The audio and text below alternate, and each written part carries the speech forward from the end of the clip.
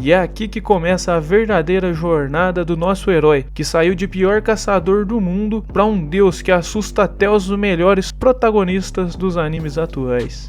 O anime já começa numa ilha chamada Jeju, que está sendo dominada por um enxame de formigas gigantes, prontas para devorar cada um dos humanos. E é claro que os humanos normais não teriam a menor chance contra elas. Então eles chamam os caçadores para acabar com as formiguinhas. Aí você me pergunta, mas onde diabos tem um formigueiro tão grande para sair tanta formiga gigante dessas? Bom, na verdade elas saíram de uns portais muito loucos que começaram a aparecer no mundo humano. E de dentro deles saíam tudo que é tipo de monstro, e monstros esses que não poderiam ser derrotados com armas comuns. Então, para defender a humanidade desses bichos doidos, surgiram os caçadores, que vão de rank E, sendo esses os mais fracos, até os de rank S, que são os mais tops, os de nível Yonkou e Almirante, para você ter uma ideia. Bom, e é aí que entra o nosso protagonista Sun Jin-woo, um caçador de rank E, que conseguiu o título de caçador mais fraco do mundo. Ele só continua nesse trampo porque a vida não é um morango. Ele precisa trabalhar para pagar a faculdade da irmã e as contas da mãe que está em um coma no hospital. Ele entrou em uma dungeon e já estava tomando uma surra de um goblin cansado, mas para sorte dele, seu companheiro apareceu cortando o bicho no meio e a sua colega curandeira curou os ferimentos dele. O maluco é tão fraco que ele quase foi derrotado no primeiro episódio por um goblin, mano. Enfim, a equipe derrotou todo mundo, inclusive deram um pau no chefão também, mas não tinha quase nenhum cristal para minerar e agora eles estavam ferrados, já que são esses cristais que pagam o salário deles. Só que eles acharam um covil duplo e fizeram uma votação para decidir se eles iam explorar lá ou não. Já em outra cena, dois babacas numa moto estão roubando a bolsa de uma moça,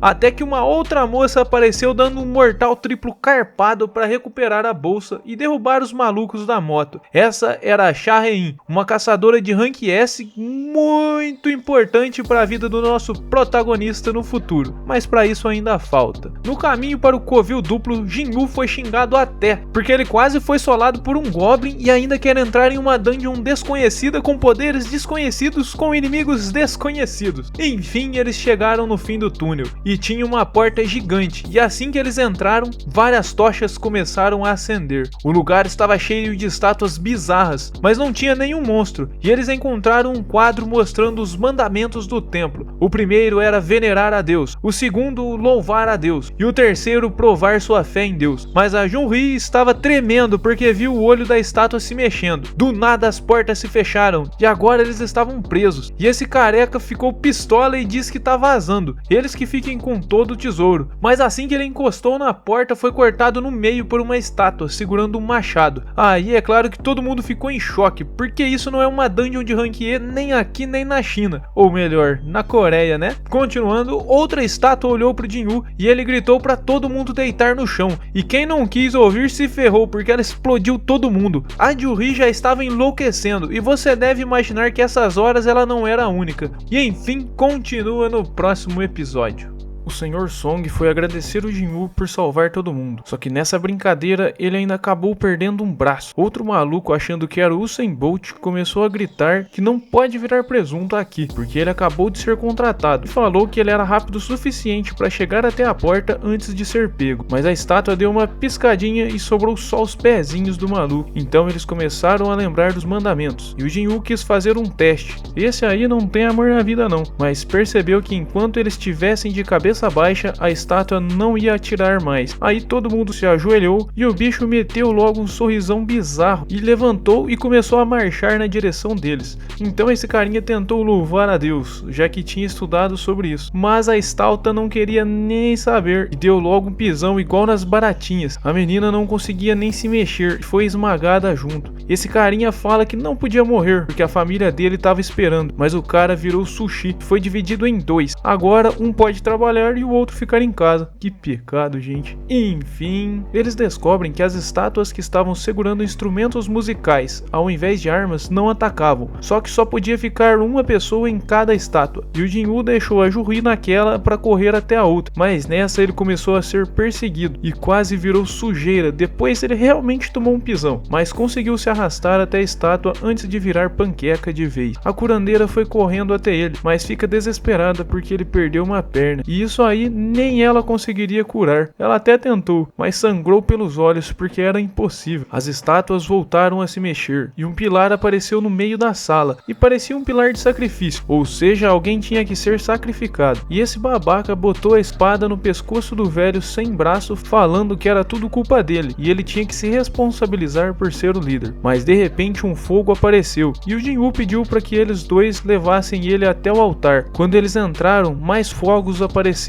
e pediu para os outros dois virem também. Assim que todo mundo entrou, as portas se abriram, só que de brinde as estátuas começaram a se mexer. Então Jin-Woo mandou ninguém tirar os olhos das estátuas, porque elas se mexiam quando paravam de olhar. Só que a mina não aguentou e meteu o pé de lá, e como ela sobreviveu, o outro cara largou o Jin-Woo e saiu correndo também. O Jin-Woo fala que ninguém mais poderia sair, porque senão eles iam ficar com pontos cegos. Mas esse cara não quis nem saber, disse que tinha uma família esperando por ele. O velho Song falou para os dois saírem de lá, porque eles ainda têm muitos anos para viver. Mas a Ju-Hee estava com tanto medo que as pernas dela pararam de funcionar. E depois de muita discussão, o Jin-Woo conseguiu convencer o coroa a levar a guria de lá. E é claro que ela não queria aceitar, né? Mas ele prometeu que ia levar ela para comer. Então ele deu o único cristal que tinha conseguido para ela comprar um hamburgão no caminho. Aí todo mundo saiu e só sobrou o nosso prota. E já que ele ia morrer, pelo menos queria levar uma estátua junto. Tadinho, delirou, mas na primeira espadada ele viu a vida passando diante dos seus olhos. E aqui não tem essa de morrer sem sofrimento não. O moleque foi perdendo todas as partes do corpo lentamente, até ficar parecendo um boneco de Lego. Aí ele começou a xingar o Kim, porque ele também tinha uma família esperando por ele. Ele foi arremessado no altar e percebeu que ele realmente não queria morrer. Só que quando a estátua ia afundar a espada na cara dele, uma notificação apareceu falando que ele desbloqueou a coragem dos fracos e perguntando se ele quer virar um jogador. Se ele recusasse, estava de boa também. O coração dele só ia parar de bater em 0,2 segundos, nada demais. E é aqui que começa a verdadeira jornada do nosso herói, que saiu de pior caçador do mundo para um deus que assusta até os melhores protagonistas dos animes atuais. Então ele acordou no maior susto, achando que foi só um sonho, até que o chefe da associação de caçadores Jinchu apareceu no hospital para fazer uma visitinha. Ele disse que os outros conseguiram escapar, mas o caçador Song perdeu o braço e provavelmente ele vai ter que se aposentar. E quando a guilda dos Tigres Brancos chegou no lugar, só tinha o Sung caído no chão. Não tinha nenhuma estátua igual os outros sobreviventes tinham contado. O chefe da associação perguntou se por acaso ele teve um segundo despertar, ou seja, queria saber se ele aumentou seu poder e subiu de rank. Aí é claro que ele estava torcendo para isso ter acontecido, e era bem provável, já que um caçador de nível baixo não sobreviveria a um ataque daqueles. Só que ele fez todos os testes lá para ver se subiu o rank, mas ele continua sendo apenas um bostinha de rank E com 10 de poder. E isso era simplesmente horrível, porque até os piores caçadores conseguem ter pelo menos 70 pontos de poder. E então ele ficou todo animado à toa, mas achou estranho que ninguém perguntou sobre aquela tela de notificação enorme. Do nada a irmã dele entrou no quarto e falou que ele tem que se cuidar melhor. Ela também não estava enxergando a notificação, mas ele perguntou como que funciona uma tela dessas nos jogos que a irmã dele joga. E foi só ele abrir a caixa de mensagens que começou a aparecer todo o resto. Então ele recebeu uma missão diária, que era o treinamento de força que ele tinha que fazer se não quisesse receber uma penalidade. Mas ele acabou de ser internado, né? Não dá pra ficar brincando de bodybuilder por aí. Mas à noite outro portal se abriu e tudo começou a tremer, e o Jin-Woo, que estava só dormindo de boa, foi parar no meio de um deserto. E isso não era um sonho. Uma centopeia gigante apareceu atrás dele junto com uma notificação mandando ele sobreviver por 4 horas. As enfermeiras se assustaram porque o paciente não estava no quarto. Isso porque ele estava correndo mais que o ligeirinho para não ser destruído por aquelas centopeias gigantes. Então, depois que passaram as 4 horas, ele voltou para o quarto do hospital. E lá ele recebeu uma recompensa por completar a penalidade. E no outro dia a Ju-Hee foi visitar ele no hospital, mas o moleque estava treinando mais do que atleta em época de Olimpíadas. As enfermeiras não estavam entendendo nada. Aí ele finalmente percebeu que essas telas não eram coisa da cabeça dele. E quando ele completa a missão diária, recebe 3 tipos de recompensa: a recuperação total, alguns pontos de atributo que ele sempre colocava em força, e a última recompensa, que era um loot aleatório. Nesse loot ele ganhou uma chave de dungeon instanciada, e e ele imaginou que devia ser algum evento para deixar ele mais forte. Como ele não é bobo nem nada, já foi até a estação para entrar nessa dungeon que aparecia do nada. Só que assim que ele entrou, as portas fecharam e ele só podia sair se derrotasse o chefe ou se conseguisse uma pedra de teletransporte. Isso que uns dias atrás ele não conseguia derrotar nenhum goblin. Agora ele tinha que fazer uma limpa sozinho em uma dungeon. Então logo de cara vieram 3 goblins cansados, cheios de raiva pra cima dele. Mas por incrível que pareça, ele conseguiu se defender contra todos. Ele quase tomou uma facada na boca, mas desviou e conseguiu derrotar o primeiro. Os outros 2 também vieram, mas foram rasgados igual folha de sulfite. E tava bom demais pra ser verdade. Mas a vida do Sung não é um morango, né? Logo veio um lobão sinistro e já quebrou a faquinha dele com uma única mordida. E dava pra ver que ele era muito mais forte que os goblins. O Sung já estava tremendo de medo, não conseguia nem se mexer. E aí ele não tinha nenhum healer, se ele se ferir, já era. E continua no próximo episódio.